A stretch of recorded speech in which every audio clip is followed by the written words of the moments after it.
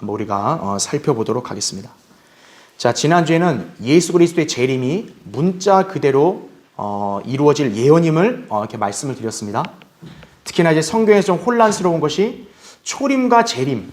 자, 이것을 어떻게 구분해야 되는가에 대해서도 말씀을 드렸었죠. 그렇죠? 예. 그러니까 예수 그리스도는 초림 때 왕으로 이 땅을 통치하시려고 오셨지만 백성들의 거부로 이제 왕국이 연기가 되고 주님이 십자가 사건을 이제 겪으신 이후에 승천하셨죠. 그렇지만 주님은 다시 오신다고 분명하게 말씀을 드렸습니다. 자, 이제 오늘은 뒤이어서 그러면 예수 그리스도의 재림이 자, 어떤 단계로 그러면 이루어지는 것인지, 또 주님의 오심에 대해서 우리는 이제 한 번만 알고 있는 경우가 많은데 주님의 오심은 이제 두 번이다라는 것을 다시 한번 이렇게 설명드리고자 이 강의를 준비했습니다. 자, 교환을 보세요. 메뉴에 예수 그리스도의 재림은 성경 예언 성취에 있어서 핵심적인 내용이다. 성경은 무려 1500구절 이상이 예수 그리스도의 재림에 대해서 직간접적으로 다루고 있다라는 점을 잘 알아야 합니다. 따라서 그리스도인들이 성경을 제대로 알고 믿기 원한다면 예수 그리스도의 재림을 믿고 성경적으로 공부를 해야 돼요. 자, 그런데 교회 시대 그리스도인들은 주님의 재림이 크게 두 단계로 이루어진다는 사실에 유념해야 한다라고 제가 말씀을 드렸습니다. 자, 여러분 그 교환 밑에 제가 이 도표를 여러분에게 그렸는데 이해하기 쉽게 그린 거예요. 자, 이거를 다시 한번 제가 설명을 드릴게요. 자, 재림이 있을 거라고 말씀을 드렸는데, 자, 우리가 이제 십자가 사건이 있었어요. 그래서 이제 십자가 사건 이후가 이제 교회 시대란 말이죠. 자, 교회 시대 끝난 다음에 이제 대환란이 있고, 그 다음에 이제 천년왕국이 있다. 이제 경륜상 시대가 나눠진다라고 했죠. 자, 근데 분명히 예수님은 초림 때 한번 오셨어요. 이때. 그쵸? 초림 때 오셨는데 이제 왕으로서 오셨는데 유대인이 거부하는 바람에 왕국이 일로 연기가 되고 이 사이에 교회 시대가 생겼다. 그러니까 그 교회 시대 동안 이제 주님은 어떻게 된 거예요? 승천하셨죠. 그렇죠? 그러니까 승천하셨기 때문에 현재는 셋째 하늘의 하나님의 보좌 우편에 앉아 계시는 거예요. 그런데 예수님은 그러면 재림을 하신다 그랬잖아요. 그럼 언제 재림하냐 이거예요. 언제? 이 부분을 세대적 진리를 공부하지 않으면 모르는 거예요. 예수님의 재림은 두 가지입니다. 두 개로 이루어지는 거예요. 자, 첫 번째가 뭐냐? 일단 교회 시대가 끝나면 우리 교회가 어떻게 돼요? 자, 휴거는 우리의 관점에서 휴거라고 말하는 거예요. 근데 예수님은 어떤 관점이에요? 셋째 하늘에서 내려오셔야 된단 말이에요. 그러니까 셋째 하늘에서 야 올라와라 이게 아니라 예수님은 셋째 하늘에서 어디로 내려오시냐? 하늘, 대기권으로 내려오시는 거예요. 첫째 하늘. 그래서 휴거인데 예수님은 이제 공중으로 내려오시니까 이거를 뭐라고 얘기하냐면 우리가 공중재림이라 그러는 거예요. 그래서 그러니까 우리한테는 휴거지만 예수님의 입장에서는 공중으로 내려오시는 거니까 공중재림이라고 말하는 거예요. 자, 그래서 예수님은 교회 시대 끝날 때쯤에 공중에 재림하신다라는 거죠. 첫 번째. 그러면 공중에 오신 다음에 지상으로 오냐? 그게 아니라 공중에 오셨을 때는 우리를 데리고 다시 신부를 데리고 올라가시는 거예요. 그럼 올라가시면 이제 이 땅은 뭐예요? 대환란이 펼쳐지게 되고 이제 셋째 하늘에서는 땅은 환란이고 셋째 하늘에서는 뭐가 있냐? 그리스도의 심판석. 그쵸? 또 심판석 끝난 다음에는 이제 마치 뭐가 있어요? 대환란 거의 끝때쯤에 어린 양의 혼인식이 있다라는 거죠. 이 어린 양의 혼인식을 끝내고 이제 어떻게 하는 거예요? 예수님은 이제 재림을 하신다라는 거죠. 자, 이때 재림은 바로 뭐냐?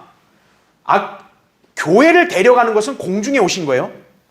그런데 혼인식 끝나고 성도들을 데리고 재림하시는 것은 어디까지 내려오는 거냐? 지상, 땅까지 내려오는 거예요.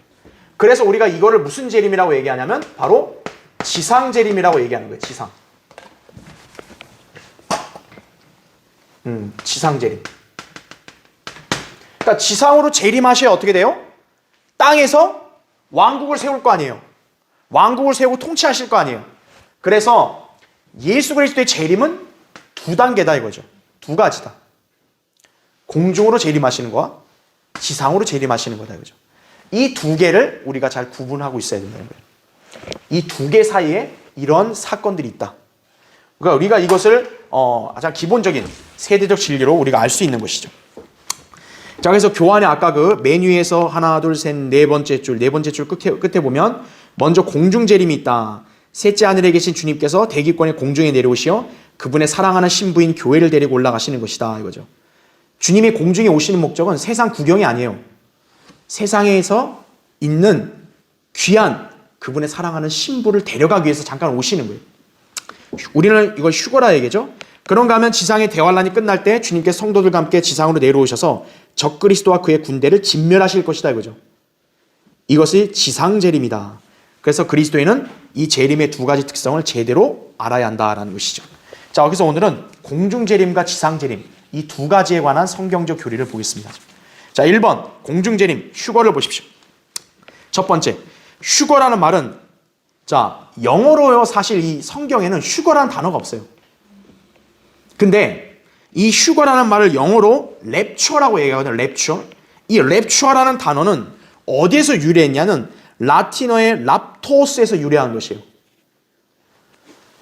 그래서 이 라틴어 이 말이 어원의 뜻이 뭐냐면은 독수리가 먹이를 어떻게 하는 거예요? 낚아채기 위해서 딱 아래로 돌진해가지고 낚아채고 올라가는 바로 이 모습을 이렇게 랩토스라고 합니다. 랩토스. 그래서 영어에서는 이거를 랩처라고 말했고 이게 우리나라 말로 휴거로 이제 이게 번역이 된 거예요. 그러니까 휴거라는 말 자체의 뜻이 뭐냐면 독수리가 어때요? 딱 낚아채 올라가는 거예요. 낚아채 올라갈 때 어떻게 되겠어요? 딱 이렇게 땅에 있는 사람이 갑자기 하늘로 탁 솟구치는 거 아니에요? 그 희열과 광경이 아주 엄청나겠죠. 그렇죠? 그게 바로 휴거예요. 네. 우리가 주님이 오실 때 우리가 올라가는 모습, 들림받는 모습이 바로 그런 엄청난 희열을 느낄 정도의 딱 낚아채서 올라가는 거다 이거죠. 네. 그래서 휴거라는 단어가 성경에는 없지만 그 대신에 어떤 표현이 있냐면 끌려 올라가리니라는 말이 있어요. 끌려 올라간다. 우리가 가만히 여기서 서서히 올라가는 게 아니라 우리는 어떻게 되는 거야? 갑자기 땅에서 하늘로 끌려서 샥 올라가 버린다라는 거죠. 엄청나게 빠른 속도로. 예. 그 표현에서 기인돼서 이 휴거란 용어가 나온 것이에요. 그래서 휴거는 교회 시대 그리스도인들에게 복된 소망이에요. 그러니까 마귀가 이걸 가리려고 장난을 친 거예요. 그래서 휴거파가 나와서 이제 세상으로 하여금 휴거라는 이름을 아예 입 밖에 못 내게 만들어버린 거예요. 휴거하고 장난을 치니까 어떻게 돼요? 사람들이 휴거 얘기하면 저 이단이다. 옛날 휴거파다. 이렇게 얘기하는 거죠. 그러니까 그거를 믿지 못하게 하려는 마귀의 술책이었다라는 것이. 자, 괄호 1번 보겠습니다. 여러분 이 구절을 잘 알고 있죠? 데살로니가전서 4장 이제 13절부터 17절인데 저는 거기서 이제 16절과 17절을 뽑은 거예요. 주께서 호령과 천사장의 음성과 하나님의 나팔 소리와 함께 자 하늘로부터 친히 어떻게 돼요? 내려오시리니 그러면 그리스도 안에서 죽은 자들이 먼저 일어나고 그리고 나서 살아남아 있는 우리도 공중에서 주와 만나게 해요. 잘 보세요. 주님을 어디서 만나는 거예요? 공중에서 만나는 거예요. 땅에서 만나는 게 아니라. 그래서 이걸 공중재림이라 말하는 거예요. 공중에서 주와 만나기 위하여 그들과 함께 구름 속으로 어떻게 됩니까? 끌려 올라가리니 이거죠. 하늘로 직접 올라가는 사람은 아무도 없어요. 다 어떻게 된 거예요? 전부 다 끌려서 주님에 의해서 전부 끌려 딱 올라간다라는 거죠. 그래야 우리가 영원히 주와 함께 있으리라 이거죠. 여러분 이 말씀을 문자 그대로 믿으세요? 그것이 그리스도인이에요. 네. 괄호 2번 보십시오. 휴거가 일어나는 대상은 일단 그리스도 안에 있는 성도들, 즉 예수 그리스도의 보혈로 구원받은 그리스도인들이다 라고 했습니다. 아까 우리 읽었지만 자 휴거, 주님이 공중에 재림하시는 목적은 성도들을 데려가시는 건데 그것도 어떤 성도들인지를 알아야 돼요. 구약시대 성도 이런 성도들이 아니라 그리스도 안에 있는 성도들을 데려가시는 거예요. 그리스도 안에 있는 성도들이 바로 누구였어요? 우리 그리스도인들인 거죠. 그리스도인들만을 데려가시기 위해서 오시는 거예요. 자, 그럼 그 중에는 이미 죽은 성도들이 있을 거 아니에요. 또 주님이 오실 때 살아있는 성도들도 있겠죠. 자, 이때 죽은 성도들은 어떻게 될까요? 무덤이 있는데 무덤도 오래되고, 그쵸? 시신도 못 찾고, 특히나 옛날에 순교자들은 막 그냥 어디 뭐 맹수에 밥이 돼가지고 찢겨 죽고, 또 화형당하고, 수장당하고, 시체가 없어요. 근데 어떻게 될까요? 주님은 그들의 몸을 다 부활시키는 거예요, 전부 다. 부활을 시켜서, 근데 옛날 같은 몸이 아니라 어때요? 변화된 바로 그 몸으로 부활시키시는 거예요, 주님이. 그러니까 그리스도 안에서 죽은 사람들이 먼저 부활하는 거예요. 이 성경적 원칙 보면 살아있는 성도들이 먼저 변화되는 게 아니고 그리스도 안에서 죽은 성도들이 먼저 무덤에 있다면 일어나고, 또 시체가 어디서 썩었으면 거기서 딱 일어나서 이제 썩지 않는 몸을 입는 거예요. 그렇죠? 죽지 않은 몸을 입는 거예요. 그 다음은 어떻게 하냐? 살아있는 성도들이 몸에 변화돼서 이제 함께 주님과 함께 끌려 올라간다라는 거죠. 그러니까 이것도 시간이 오래 걸리는 게 아닙니다. 한순간 갑작스럽게 이루어지는 거예요. 순서는 이렇게 정해져 있지만 갑작스럽게 이루어지는 거예요, 바로. 휴거는. 그래서 예수님이 요한복음 11장 25, 26절에 그랬죠. 나는 부활이요 생명이니 나를 믿는 자는 죽어도 살 것이며 또 살아서 나를 믿는 자는 누구나 영원히 죽지 아니하리라. 왜 예수님이 순서를 이렇게 말했을까요? 죽은 사람들이 먼저 부활하기 때문에. 그래서 죽어도 다시 살아나고 살아있는 사람들은 영원히 살고, 그걸 말한 것이에요. 자, 그 다음 페이지 넘겨보세요. 괄호 3번. 현재 그리스도인들은 혼의 구원을 받았지만 몸은 여전히 구속받지 못한 상태로 남아있다 이거죠. 여러분이 구원을 받았다라고 말했을 때는 혼이 구원받은 거예요. 그러면 앞으로 구원을 받을 것이다 라고 말했을 때는 그게 바로 뭐냐? 몸의 구원을 말하는 거예요. 몸의 구원. 즉 여러분의 혼은 구속을 받았지만 몸은 구속받지 못했기 때문에 여전히 죄가 여러분의 몸에 남아있는 거예요. 그리고 여러분의 몸도 어때요? 세상 사람들과 똑같이 노쇠지기도 하고 병들기도 하고 그리고 다치기도 하고 썩기도 하고 죽기도 하는 거예요. 왜? 아직 몸의 구속이 안 이루어졌으니까. 그래서 주님이 오시는 것은 우리 몸의 구속을 위해서 오시는 거예요. 그러니까 여러분이 공중재림의 특성을 알아야 돼요. 공중재림은 휴거는 우리를 데려가시는 건데 동시에 뭐냐면 우리의 몸을 구속하시기 위해서 오시는 거예요. 공중재림은 예수님이 왕으로 통치하려고 오시는 게 아니라 공중에 와서 아직 몸의 구속을 받지 못한 이 거듭난 성도들의 몸을 변화시키기 위해서 그렇게 오시는 거란 얘기죠. 로마서 8장 23절에 그렇게 나오죠. 그들뿐만 아니라 성령의 첫 열매들을 가진 우리까지도 속으로 신음하며 양자되는 것 곧 우리 몸의 구속을 기다리고 있느니라 이거죠. 사실 우리가 예수님 믿고 구원받은 순간 이미 양자되는 영을 받았어요. 그래서 여러분이 하나님의 아들들이 됐잖아요. 근데 중요한 건 뭐죠? 하나님의 아들로 영적인 지위는 됐지만 실제적으로 아직 하나님의 아들이 안 됐잖아요. 여기 우리 자매님들은 그냥 여자들로 그대로 남아있잖아요. 또 여러분 아직 예수님처럼 변화되지 않았잖아요. 아직은 안 됐다고요. 그런데 주님이 오시면 이제 우리는 완전한 양자가 되는 거예요. 정말로 하나님의 아들로 바뀐다는 거죠. 완전히. 그거를 기다리고 있다는 거예요, 우리가. 속으로 신음하면서.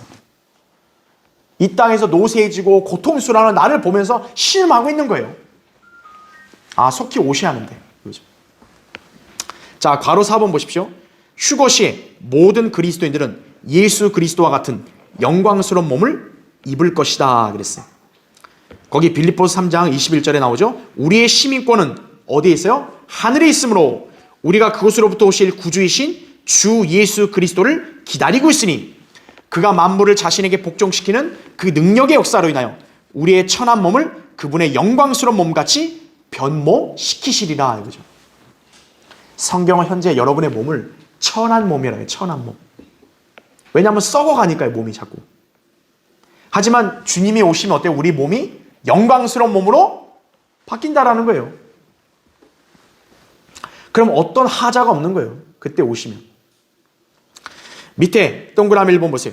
하나님께서 우리를 구원하신 목적은 바로 그분의 아들의 형상과 일치하게 하시기 위함이다 그랬어요. 로마서 8장 거기 29절 나오죠? 그분께서는, 자, 거기 여러분 표시 잘 해놓으세요. 뭐라 그래요? 미리 아신 자들을 자기 아들의 형상과 일치하게 하시려고 또한 예정하셨으니 라고 말합니다. 자, 우리 이 구절을 통해서 장로교의 칼빈주의가 잘못된 거라는 걸 알 수 있는 거예요. 장로교의 칼빈주의는 그 사람의 구원, 영원한 운명까지 이미 예정했다고 가르치잖아요. 가짜라는 거예요. 왜? 여기 나온 대로 예정보다 앞서는 게 뭐예요? 미리 아심이다라는 거예요. 하나님은 이미 예수 그리스도를 믿을 사람들을 미리 아신다라는 거죠. 그러니까 그 믿을 사람들을 미리 아시니까 그들을 어떻게 해요? 하나님의 아들인 예수님의 형상과 일치하게 하도록 예정했다라는 거죠. 즉 예수 그리스도를 믿고 구원받은 사람들은 누구라도 상관없이 예수님과 똑같은 모습으로 만들겠다고 하나님이 딱 정하셨다라는 거예요. 이걸 하나님이 바꿔요? 못 바꿔요? 못 바꾸는 거예요. 여러분 중에 누가 구원받았는데 하나님이 너 진짜 마음에 안 든다. 야, 너는 내 아들이랑 같이 될 자격이 없다. 너는 아니야. 이렇게 못한다라는 거예요. 하나님은 미리 아신 자들을 그런 아들의 형상과 일치하게 하도록 딱 정하셨다라는 거예요. 그게 예정이에요. 예정. 그러니까 예정론은 운명 자체, 그 사람의 모든 걸 다 예정부에 정했다 이게 아니라 누구든지 예수님을 믿고 구원받은 사람들을 하나님은 그분의 아들과 일치하게 하도록 예정했다라는 걸 말하는 거예요. 그러니까 여러분이 구원받았으면 누구든 상관없이 나중에 예수님이 오시면 여러분 예수 그리스도와 같은 모습으로 다 변모된다라는 거예요. 밑에 동그라미 2번 보십시오. 그래서 성경은 구원받은 그리스도인들을 향해 하나님의 아들들이 되는 권세가 주어졌음을 말씀한다 이거죠. 요한복음 1장 12절에. 이 나라 교회가 쓰는 개역성경은 하나님의 자녀라고 변개시킨 거예요. 잘못된 거예요. 왜 하나님의 아들들이에요? 여기에 있는 자매님들도 예수 그리스도와 같은 모습으로 형상으로 변모돼야 되기 때문에 다 남자인 하나님의 아들로 바뀌는 거예요. 그래서 우리를 하나님의 아들들이라고 불러야 마땅하다 이거죠. 그래서 요한일서 거기 3장 2절 나오죠. 사랑하는 자들아 이제는 우리가 하나님의 아들들이라 하죠. 우리가 어떻게 될 것인지는 아직 나타나지 아니하였으나 그렇죠. 자, 우리가 장차 어떻게 될지는 아직 여러분 다 아직 안 나타났죠. 모습이 안 보이잖아요. 하지만 보세요. 그가 나타나시면 바로 예수 그리스도가 나타나시면 우리가 그와 같이 되리라는 것을 아노니 그죠. 이는 우리가 그분 그대로 그분을 볼 것이기 때문이라. 다시 말하면 휴거되면 똑같은 사람들이 다 뭐예요? 예수님과 같은 모습으로 바뀐 거야. 그러니까 이 사람을 보든 저 사람을 보든 다 누굴 보는 거예요?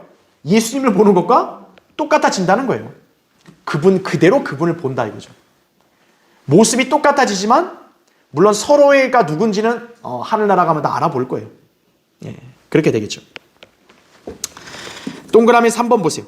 예수 그리스도의 몸이라 함은 당연히 부활하셨을 때 33세 반의 영광스러운 몸을 말한다라는 거죠. 그러니까 우리가 나중에 주님이 휴거됐을 때 우리 몸은 어떠냐라고 하면 부활하셨을 때 예수님 몸과 똑같다 보시면 돼요. 그 예수님의 몸은 다시는 썩었을까요? 썩지 않았죠. 예수님 몸이 다시 죽었을까요? 죽지 않았죠. 부활하신 이후에는 다시 죽는 몸이 아니죠. 바로 그런 몸으로 우리가 바뀐다는 거예요. 그러니까 좀 연세 많이 드신 분들은 진정한 회춘 하는 거예요. 다시 이때 휴거되면. 그렇죠. 네. 33살 반의 몸으로 바뀌는 거죠. 자, 그렇게 성경은 우리가 이 썩을 몸이 반드시 썩지 아니한 몸을 입고 이 죽을 몸이 반드시 죽지 아니할 몸을 입으리라 라고 말씀한 거예요. 고린도전서 15장 53절에 나오죠. 그러니까 여러분이 휴거에 관해서 이 영광스러운 복된 소망을 기억하려면 이 말씀을 잘 알아야 되는 거예요. 우리의 현재 몸은 얼마나 이렇게 연약합니까? 주님이 오시면 이제 바뀌는 거예요. 우리는 다. 그렇죠? 자, 괄호 5번 보십시오. 한편 휴거는 신약 성도들만이 아니라 환난 성도들을 위한 휴거도 있다. 자, 그래서 이것 때문에 성경을 소위 안다고 하는 학자들이 다 걸려 넘어지는 거예요. 그래서 마치 뭐라고 얘기하냐? 그리스도인도 환난을 통과한다라고 가르치는 거예요. 그래서 자, 여러분이 기억해야 될 게 뭐냐면 이 휴거, 여기에 휴거는 우리 그리스도인들이 해당되는 거거든요. 신약의 그리스도인들이. 왜냐하면 그리스도 안에서 죽은 자들, 살아있는 사람들이 간다 했으니까. 그런데 성경에는 요것만 있는 게 아니에요. 지금 주님이 지상재림한다 그랬잖아요. 이전에 대환란 끝에 어느 시점에 다시 한번 휴거가 더 있어요. 그러면 이 휴거는 뭐냐? 환난 성도들의 휴거예요. 환난 성도들.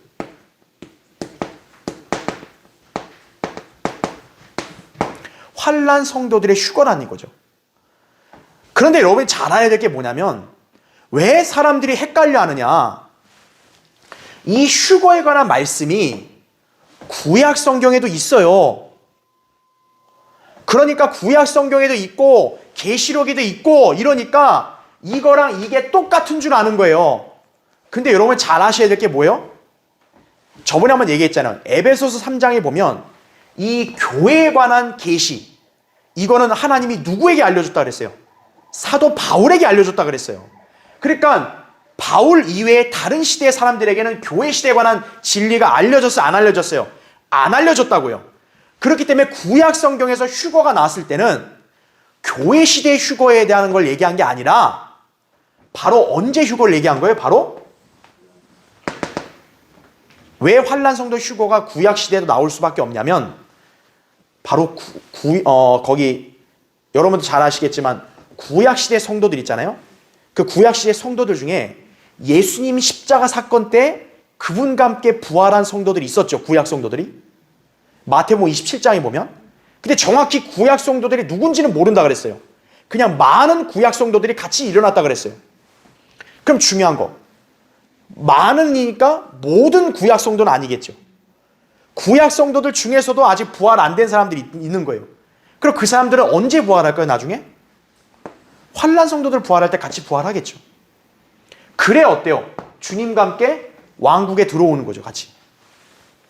그래서 환난 성도들의 휴거는 환난 성도만이 아니라 구약에 남아있는 성도들도 휴거될 수 있다는 거죠. 부활해서. 그렇기 때문에 구약 성경에도 환난 성도의 휴거에 관한 예언이 있는 거예요. 그런데 교회 시대에 관한 휴거에 관한 이 진리는, 이 신비는 다른 시대에는 알려지지가 않은 거예요. 바울에게만 알려진 거예요. 그래서 이 휴거와 이 휴거를 똑같이 보면 안 된다라는 거예요. 근데 대다수의 교회들은 이거를 구분을 못해요. 그래서 구분을 못하니까 요한계시록도 휴거가 나오니까 봐라! 환난 끝에 휴거된다. 아이고, 교회 시대에 누구는 환난을 통과하고 올라가네. 이렇게 되는 거예요. 그러면 누가 환난을 통과하죠?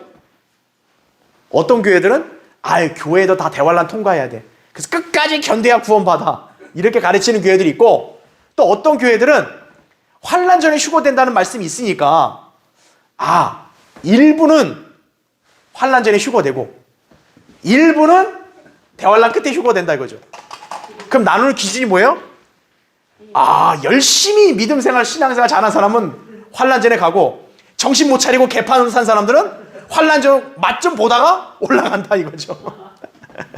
아주 웃기는 소리 하고 있는 웃기는 소리. 그러니까 성경을 모르면 이런 소리를 하는 거예요. 이런 소리를.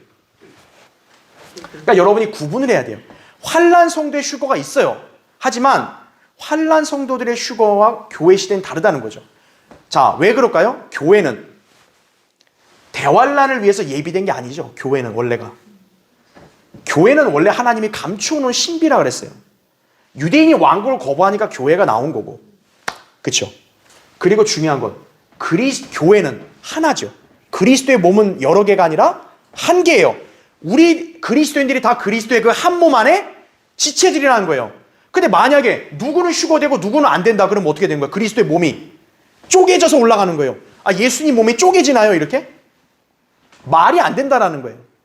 그래서 교회가 휴거될 때는 뭐예요? 전 세계에서 동시다발적으로 한 번에 갑작스럽게 이루어지는 거예요. 이 차이라는 걸 여러분 아셔야 되는 거예요. 그렇죠? 네. 그래서 거기 보시면 대환란 때 환란 성도들의 휴거는 언제 되냐? 환란 끝에 있을 일이에요. 그래서 이제 이거를 신학적으로 어떻게 얘기하냐면 환란 후 휴거라고 말을 쓰는 거예요. 환란 후 휴거. 그럼 우리는 뭘까요? 환란 전 휴거가 되겠죠. 교회 시대 성도들은 환난 전에 휴거되고 환난 성도들은 환난 후 휴거된다. 이렇게 말하면 적절하다 이거죠. 자, 그래서 거기 교환을 다시 보세요. 괄호 5번 세 번째 줄에. 그럼 어떤 사람들이 이렇게 질문할 수 있어요. 아니, 그럼 교회가 환난 전에 휴거된다는 증거가 어딨냐? 여러분 그 두 구절을 증거로 제시하면 돼요. 데살로니가전서 1장 10절에 이렇게 나오죠. 다가올 진노로부터 우리를 구해내신 예수께서 하늘로부터 오심이랬죠. 자, 예수님이 하늘에 왜 오신다는 거예요? 우리 교회, 우리 성도들을 다가올 진노로부터 구해주시려고 오신다라는 거예요. 다가올 진노면 뭐겠어요? 환난이겠죠. 그러니까 환난으로부터 우리를 구해주시려고 오신다라는 거죠. 그러니까 그 말은 우리는 환난 전에 예수님이 우리를 구해주시니까 휴거된다라는 거죠. 또 거기 데살로니가전서 5장 9절에 하나님께서 우리가 진노를 받도록 정해놓으신 것이 아니라 우리 주 예수 그리스도를 통하여 구원을 받게 하셨기 때문이라는 거죠. 그러니까 교회는 하나님의 진노를 받으려고 정해놓은 게 아니기 때문에 이 진노의 심판인 대환란에는 우리가 들어갈 이유가 없다라는 걸 여러분이 아시면 됩니다. 이 두 구절만 갖고도 여러분이 다 분별할 수 있는 거예요. 자, 이제 밑에 두 번째 보겠습니다. 자, 이제 휴거의 일단 1차적인 거 알았고요. 두 번째, 휴거는 잘 보세요. 공개적으로 일어난 게 아니라 어때요? 비밀리에 일어난다는 거 아셔야 돼요. 휴거는 온 세상 사람들에게 알려지는 게 아니라 비밀리에 이루어지는 거예요. 자, 이것을 성경은 뭐라고 묘사하고 있냐? 도둑같이라는 표현으로 묘사하고 있다. 주님이 도둑같이 오신다는 거죠. 그럼 여러분의 질문해 볼게요. 왜 도둑같이란 말 썼을까요? 아, 예수님을 어떻게 도둑에다 비유해요? 이유가 있는 거예요. 자, 괄호 1번 보세요. 주님은 도둑같이 어떤 예고 없이 갑작스럽게 나타나실 것이다 이거죠. 물론 엄청난 궤도는 자기 뽐내려고 야 내가 언제 네 거 털 거야 이런 말 하겠지만 대다수의 도둑들은 여러분 예고하고 나타나요? 여러분한테 전화한 다음에 야 나 오늘 몇 시에 니네 집 털 거다 이렇게 얘기해요? 도둑은 그런 예고가 없죠. 갑작스럽게 나타나서 가져가는 거죠. 자, 이 땅에 남아있는 사람들은 휴거의 순간을 전혀 인지하지 못할 것이다 이거죠.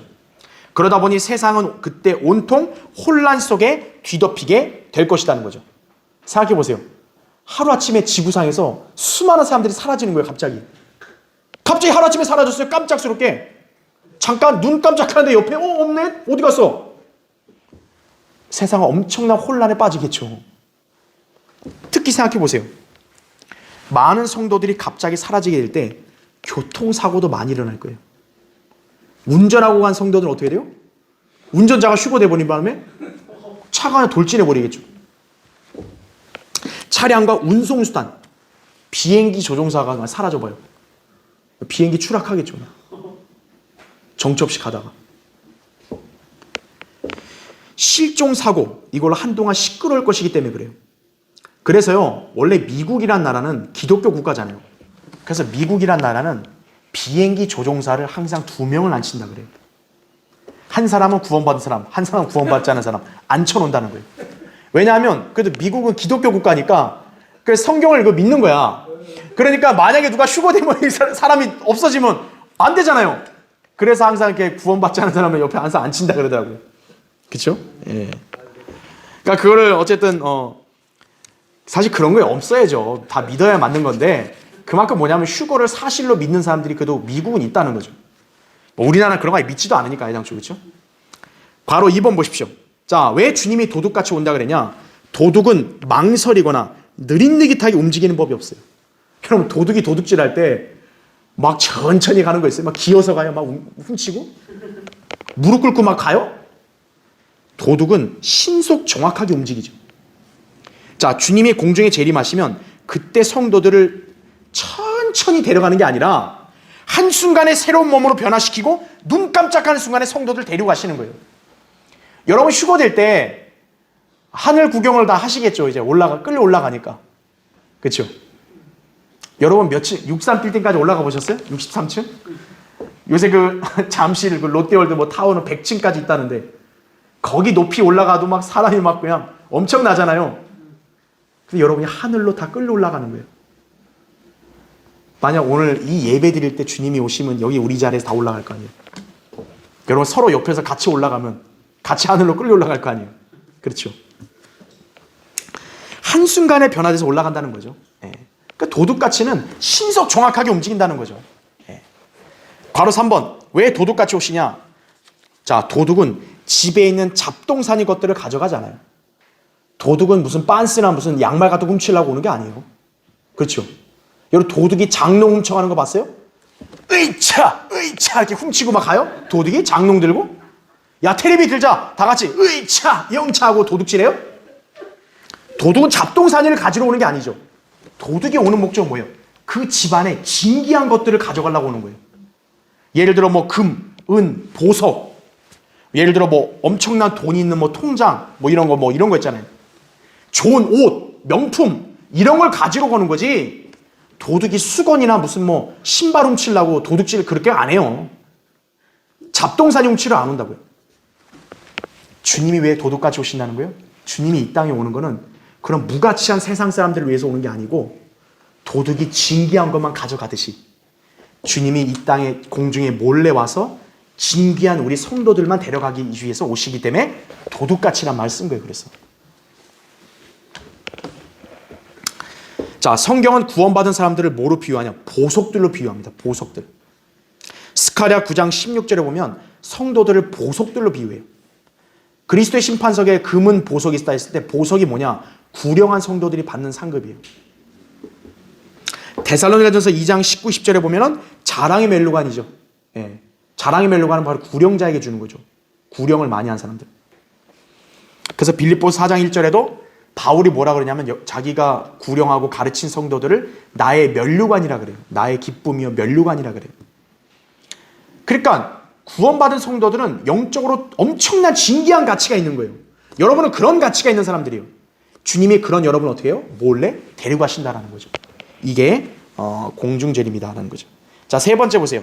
휴거는 전 세계에서 동시다발적으로 일어날 것이다. 그죠?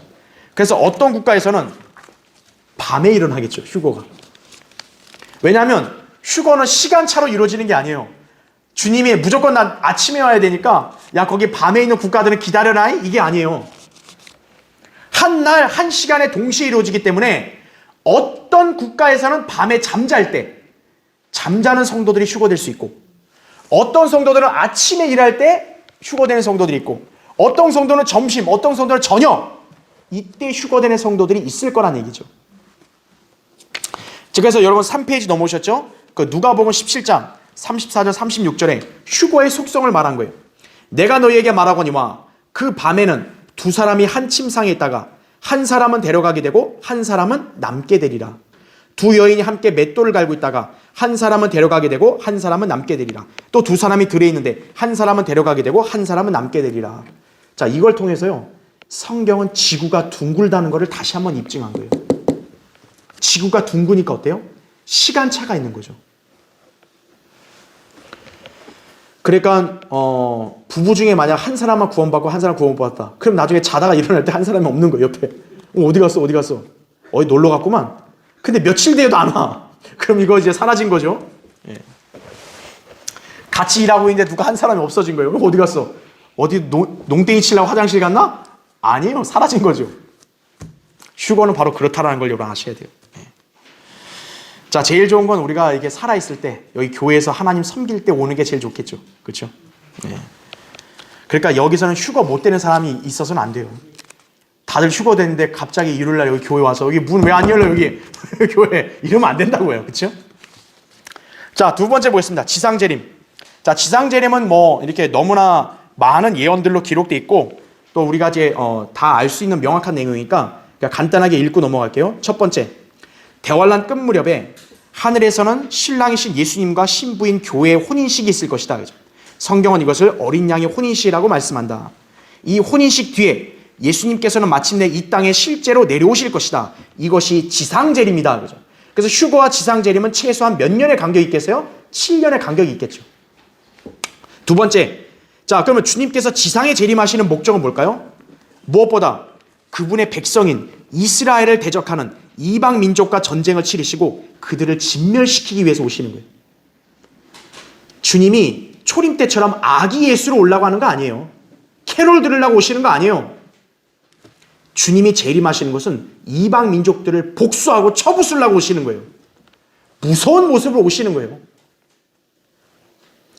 그때도 예수님 앞에서 무슨 아기처럼 막 그렇게 까불구름 돼야 안 돼요? 안 되는 거예요. 괄호 1번 보십시오. 주님께서 재림하시기 직전에 이 땅에서는 이방인들이 적그리스도의 주관하에 연합군대를 형성하여 이스라엘을 공격하고자 무기토로 모이게 될 것이다. 이것이 소위 아마겟돈 전쟁인데 성경에는 그 군대의 규모가 자그만치 얼마가 될 걸 예언해요? 2억 명이다 그죠? 아마겟돈에 2억 명의 군대가 유엔 군대가 모인다 그죠? 계시록 9장 16절, 16장 16절이요. 여러분 2억이면 얼마나 많아요? 그 군대가 이스라엘을 치려고 모이는 거예요. 그때 주님이 재림하신다는 거죠. 지상에. 괄호 2번 보세요. 주 예수 그리스도께서는 이스라엘을 대적한 이방 세력들과 싸우시기 위해서 전쟁을 치를 전사요 또 왕으로서 이 땅에 오셔서 이방의 군대들을 하루아침에 몰살시킬 것이다 라는 거죠.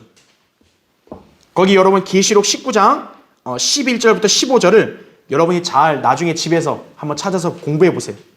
주님이 흰말 타고 내려오시면 이제 입에서 나오는 예리한 칼로 이방 민족들을 다 죽여버리신다라는 거죠. 그 유엔의 2억 군대를.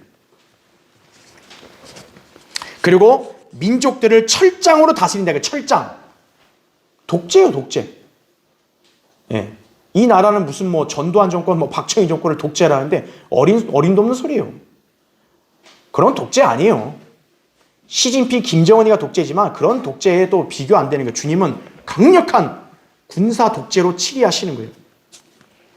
거기에 한가하면 어떻게 돼요? 그냥 불못으로 가면 돼요. 그냥 바로. 예. 괄호 3번 보세요. 지상 재림의 특징은 그분의 성도들과 함께 내려오신다는 점이다. 자, 이게 차이예요.